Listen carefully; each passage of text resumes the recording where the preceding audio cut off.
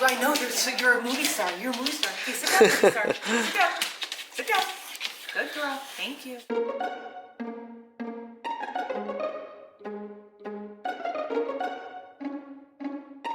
In this video, we're going to show you how to protect your most beloved assets, your kids and your pets, and take care of the thing that protects you at night when you sleep, your smoke detector. All right, at this time I'd like to take the opportunity to highlight a couple of things about smoke detectors.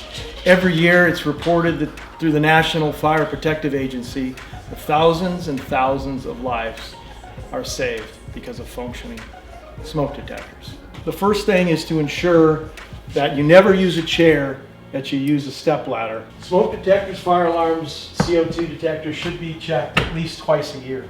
Smoke detectors come in many shapes and forms. Some are combinations of smoke and CO2, but they all serve a purpose to protect the family or the occupants or the residents. So again, there are different variances of detectors.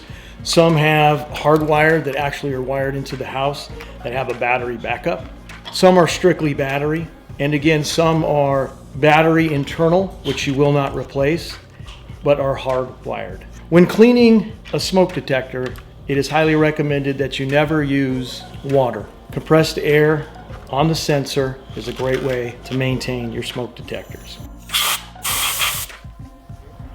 Thank you so much for joining me on this video series this month. Rob and Johnny, I so appreciate you guys. You are amazing. Thank you for everything you taught. Also, just wanted to give you a little sneak peek. If you want to get a hold of this, what happens after you have a home inspection? That's always the question.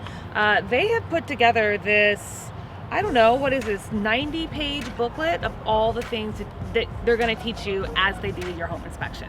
So thanks for joining us, and we'll see you next time. Thank you. Thank you.